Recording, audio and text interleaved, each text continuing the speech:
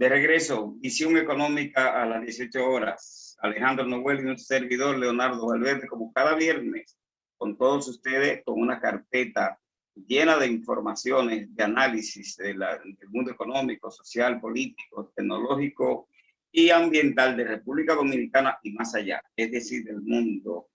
Alejandro, tú planteabas la aprobación de un préstamo. Tengo entendido que fundamentalmente el préstamo que se acaba de aprobar es para abastecer de agua o mejorar las instalaciones de distribución de agua de la provincia de Espaillá, ¿verdad?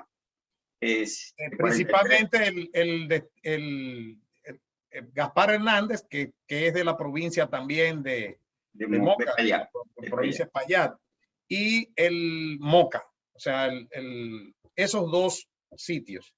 Y en el Gaspar Hernández es proporcionarle esto, y en el de Moca es mejorar y adicionar unas 100,000 personas aproximadamente, darle también no solamente de agua, sino de residuos sólidos. O sea, tirar de tal manera de que el agua llegue y que el tratamiento de las aguas al mismo tiempo. Eso es algo importante. Recuérdense que Moca lleva agua de Santiago, o sea, de la presa de Tavera.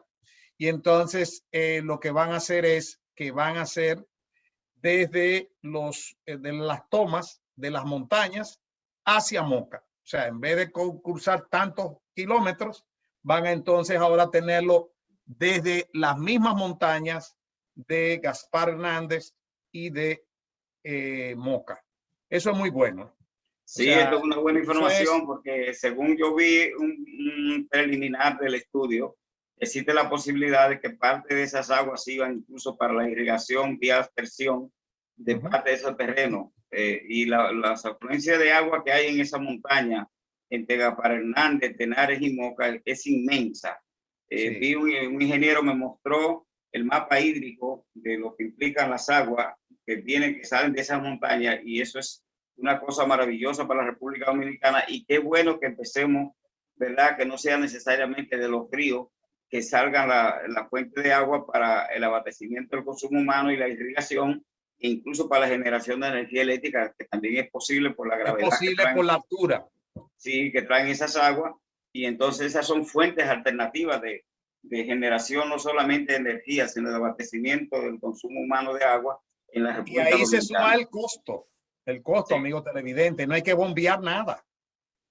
Es por gravedad que va a llegar todo eso a Moca y a todos los sitios.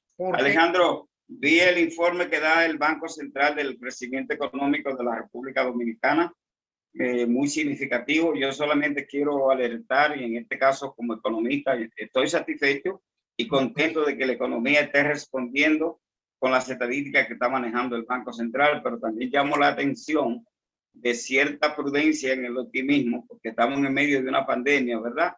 Y entonces, por ningún lado, en el informe del Banco Central aparece una relación entre el crecimiento económico del trimestre, por ejemplo, con versus el incremento de los precios de los bienes y servicios de la economía.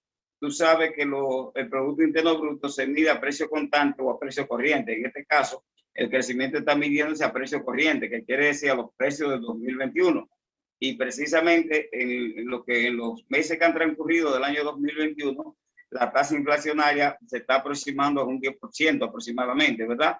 Y eso, pues, si tú tienes un crecimiento económico de un 8%, como está proyectando el Banco Central, que es posible que lo tengamos, y tú tienes una inflación de un 10%, obviamente que ese incremento en los precios de los bienes y servicios es el que motiva el incremento del PIB. No voy a ser pesimista, soy optimista, pero sí quiero hacer esta relación porque la población recibe las informaciones macroeconómicas como unas estadísticas determinadas y nadie se encarga de procesar estas informaciones, de disgregarlas para que el pueblo pueda entender ciertamente por qué el crecimiento económico no genera el bienestar económico de la sociedad, sino que lo que genera son valores cuantitativos en términos de variables macroeconómicas.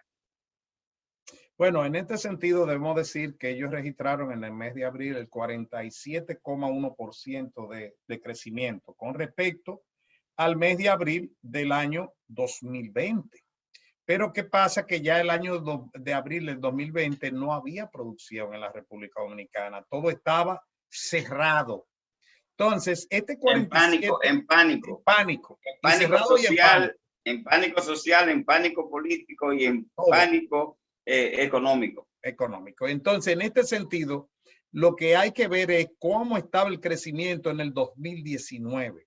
Y efectivamente hemos aumentado un poco lo que había hecho. Bueno, lo que establece el Banco Central es que prácticamente ese signo, esa manifestación del crecimiento de la economía pudiera recuperar, volver a los niveles prepandémicos. Eso es lo que está estableciendo. 2019, eso es lo que dice. Exactamente. Al ir al 2019, si el crecimiento se sigue manifestando como se está manifestando. Por supuesto, en el 2019 tuvimos una tasa de inflación acumulada de 3% anual, ¿verdad? Y en el 2021, con relación a lo que transcurrió el 2020, puede estar más del 10%. Una tasa de aproximadamente un 10% mal contado, ¿verdad? En la metodología del Banco Central, 9.65, y en la metodología de las amas de casa y de lo que vamos al supermercado, no sabemos cuánto. O lo que vamos a comprar materia prima, vamos a decirlo así.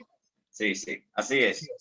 Bueno, los retos de los países iberoamericanos ante la crisis creada por el COVID, Abinader lo destaca. Recuerden, amigos, que República Dominicana es el secretario. Y va a ocupar la presidencia pro tempore. Secretario general que hay que mejorar. Van a estar, ¿cómo se llama? Puestos en lo que tiene que ver con el financiamiento y acceso a facilidades. También que los organismos de financiamiento podrían en disposición a los estados para superar la crisis actual del COVID-19. Hay los retos del problema de la vacunación, hay muchísimos retos que deben afrontarse de manera entre todos. Esa es nuestra... Mira, Alejandro, vamos a relacionar esto con una posibilidad para plantear una hipótesis y una propuesta que puede ser a nivel de hipótesis. Y es la siguiente: los países, como el caso de la República Dominicana, no quieren tocar ni proponer reestructuración, exoneración o renegociación de deuda, porque como tiene un índice más tanto y eso le da solvencia para la colocación de papeles, como que nadie quisiera volver atrás y no ser calificado positivamente para los financiamientos y la compra de los papeles que se emiten desde el Ministerio de Hacienda y el Banco Central. No, si tú propones de que te rebajen la deuda o que te condonen eso, entras en default y eso no nos conviene a nadie. Pero ahora voy a lo que te quiero decir, en el sentido de que sí, esa cumbre iberoamericana pudiera asumir un buen discurso en términos de una reestructuración de la deuda, porque la deuda ya no es bilateral, ya no es de país a países, sino que es posible la creación de un fondo mundial, dado la ausencia de la cooperación internacional en medio de la pandemia, que sí se pudiera crear un fondo de compensación de esas deudas que tienen los países, incluida la República Dominicana, que según las últimas informaciones ya abordamos el 70% del PIB en el monto de la deuda, y eso por supuesto tiene un punto donde aterrizar, y es el punto de qué por ciento del presupuesto general de la nación afecta el volumen de los intereses más el capital de esa deuda. ¿Por qué tú pudieras implicar un retroceso en términos de la recuperación que tienen que tener los países en medio de la pandemia? Y yo no voy a hablar post pandemia porque eso está para lejos, y se está demostrando, incluso el mismo caso de la República Dominicana, que digamos también, ahora hemos tenido que particularmente agarrar el Gran Santo Domingo y meterlo en una cuarentena especial, ¿verdad? Con un rebrote extraordinario. Si Santiago sigue como va, que la gente no se está cuidando, Dios nos libre de que tengamos otra vez que retomar medidas como las que se tomaron con el Gran Santo Domingo. Pero a nivel mundial también ha habido un repunte. Entonces, todos estos elementos son los que me permiten a mí decir que si seguimos honrando la deuda en las condiciones por ser buena paga o por tener un índice más tanto, entonces pudiera ser que no tengamos los recursos suficientes para hacer las inversiones sociales y las inversiones de capital que se necesita para recuperarnos definitivamente de la crisis económica que generó la pandemia. La crisis económica no es solamente por la pandemia, la crisis económica que venimos del 2008 arrastrando una crisis económica mundial. Y como estamos articulados a esa dinámica internacional, ningún país se zafa de esa crisis de las finanzas internacionales, ningún país está exento de sufrir el impacto que ella genera. Así mismo es. Yo creo y considero que aunque las noticias de crecimiento del... Escúchame, Alejandro, lo que no se puede en la República Dominicana sola pedir una moratoria o una renegociación de deuda.